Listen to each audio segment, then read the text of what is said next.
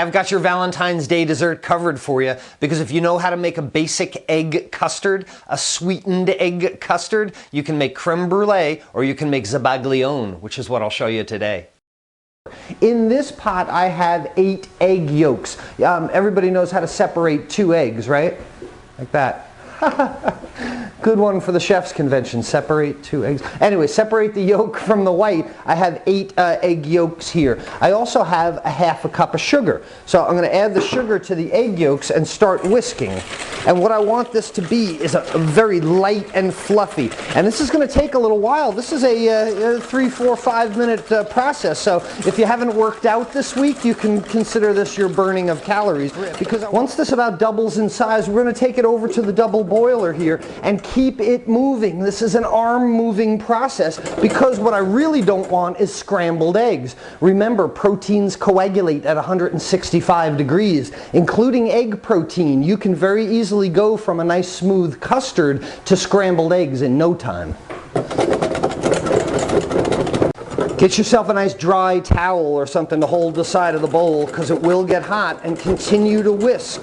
Again, and another important thing, there's just a little bit of water in the bottom of that bowl. You never want to let the water touch the bottom of your bowl when you're doing a double boiler. It's the steam that is going to create the heat, not the direct touching of the water. And I want to keep this moving so that I heat it consistently and incorporate air, and don't make myself scrambled eggs. Look how thin this is now. It drips right off the whisk. In a minute or two, you're going to see how much thicker it gets. As I continue to whisk, I'm going to add a 1/4 cup of Marsala wine to that to give it a little bit of alcohol flavor. This is an Italian dish, zabaglione. The Marsala wine goes really well. Whisk, whisk, whisk, whisk, whisk. Keep whisking, whisk, whisk. As I continue to whisk, look how much more volume I have. It's getting bigger and bigger, and look how much thicker it's getting. Incorporating air and the heat to the egg protein is, in essence, leavening this like our popovers or something else. The air and the steam are trying to escape. The egg won't let it happen.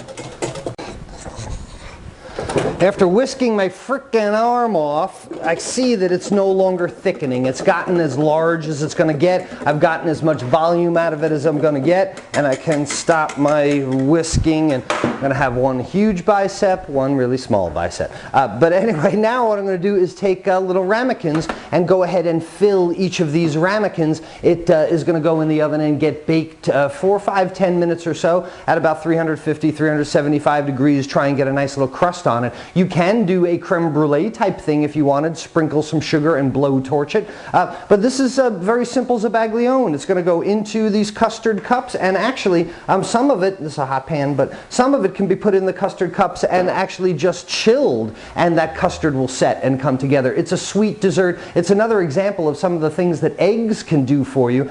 They thicken, they make sweet desserts, and especially in Italian custard, zabaglione is one of the best. So thank you. This is an inspiration for you. You can put any kind of liquors in there you want. Sometimes I put Godiva chocolate liqueur in it, and that's really good.